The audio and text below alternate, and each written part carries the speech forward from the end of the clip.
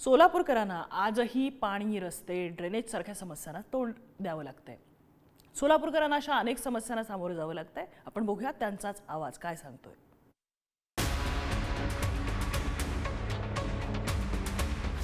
1993ला सोलापुरातील हद्दवाढ झाली आणि 28 वर्षाच्या प्रतीक्षेनंतर सोलापुरातील हद्दवाढ भागातील म्हणजे जुळे सोलापूर भागातील असू द्या किंवा नई जिंदगी भागातील असू द्या, या नागरिकांकडून आपण आवाज जनतेचा या पुढारी न्यूजच्या कार्यक्रमातून त्यांच्या समस्या ज्या आहेत त्या जाणून घेणार आहोत. तर पाहूयात नागरिक जे आहेत ते काय बोलले आपल्याशी.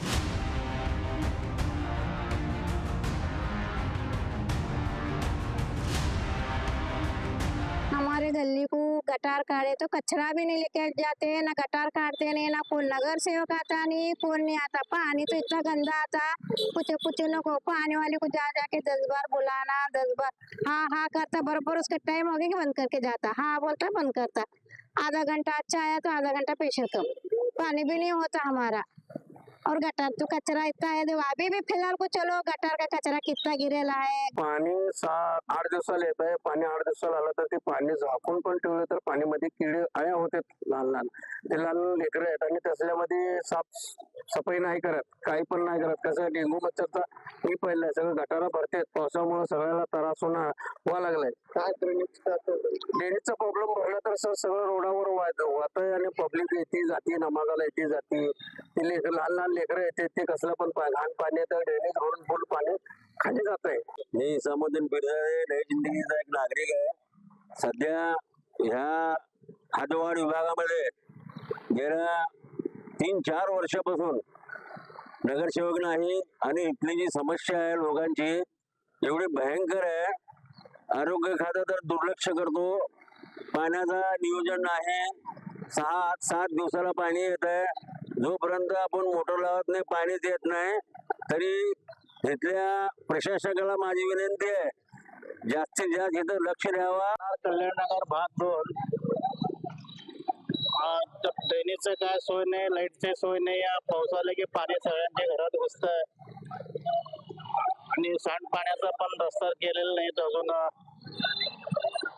ते सगळं साफसफाईला कोण येत नाहीत. ड्रेनेजचा प्रश्न गेल्या 8-10 वर्षापासून या भागामध्ये ड्रेनेज लाईन टाकण्याचं काम सुरू आहे.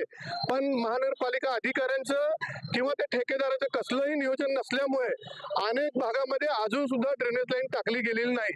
ज्या ठिकाणी टाकलेली आहे त्या ठिकाणी रस्ते उखडलेले आहेत आणि ते रस्ते महानगरपालिकेच्या वतीने परत किंवा त्या ठेकेदाराच्या वतीने रिपेअरी करणं अत्यंत गरजेचे असताना सुद्धा ते रस्ते तसेच पडलेले आहेत. खड्ड्यामुळे नागरिकांना त्याचा प्रचंड त्रास होत आहे. सध्या जर बघितलं तर या हद्दवाढ भागामध्ये 6 दिवसाआड 7 दिवसाआड पाणी दिलं जातं आणि तेही रात्री अपरात्री 1-2 असं टाइम बघत नाही. 12च्या पुढं म्हणजे आमच्या महिला भगिनी किंवा आमचे बांधव फक्त पाण्यासाठी रात्र जागून काढावी का? कारण या भागामध्ये आम्ही मागणी केली होती की महिलांसाठी आणि ज्येष्ठ नागरिकांसाठी स्वच्छतागृह या भागामध्ये अजिबात नाहीये.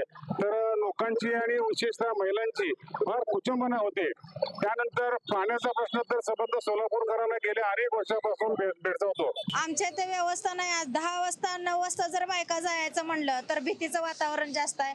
वसुंधरा कॉलेज समोरून जायचं म्हणलं तर मागच्या वेळेस असंच निघाले. त्या बाईच्या गळ्यातलं मागच्या मागं काढून ती बाई पण पडली आणि त्या गाडीवर मुलं पळून गेले आणि लाईट नाही तिकडून जायचं म्हणलं तर. आणि कुठल्याच गोष्टी व्यवस्था म्हणजे आमचं भजनी मंडळ आहे मोठं, एखादं मंदिर नाही, कुठल्या गोष्टीचं काहीच नाही म्हणजे व्यवस्था नाही. पाण्याची ती आहे पण ह्या गोष्टीची व्यवस्था अजिबात नाही आणि भीतीचं मात्र वातावरण भरपूर आहे तिकडं. आमच्या इथं हद्दवाढ भागात जुळे बॉम्बे पार्कच्या पुढं जे 4-5 सोसायट्या झालेल्या आहेत. 2014 पासून लोक तिथं स्थलांतरित होत आहेत म्हणजे नागरिक तिथं राहायला जात आहेत. पण अजून तरी महानगरपालिकेची तिथं रस्ते नाही, ड्रेनेज नाही.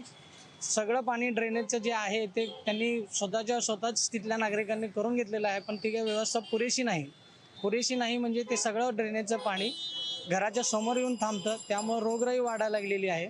अनेक वेळा तिथल्या नागरिकांनी आम्ही सर्वांनी मिळून महानगरपालिकेच्या प्रशासनाला निवेदनं दिलेली आहेत. महानगरपालिकेच्या प्रशासनाचं उत्तर असतं की आम्ही लवकरात लवकर त्याच्यावरती कारवाई करू, बघून घेऊ, ड्रेनेजची सिस्टीम करून घेऊ. आता ड्रेनेजचे पूर्ण सोलापूरसाठी बजेट आलेलं आहे.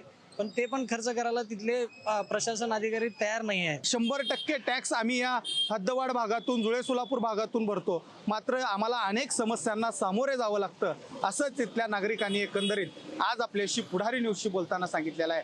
कॅमेरा पर्सन तौशिफ शेखसह अनिकेत गायकवाड, पुढारी न्यूज, जुळे सोलापूर.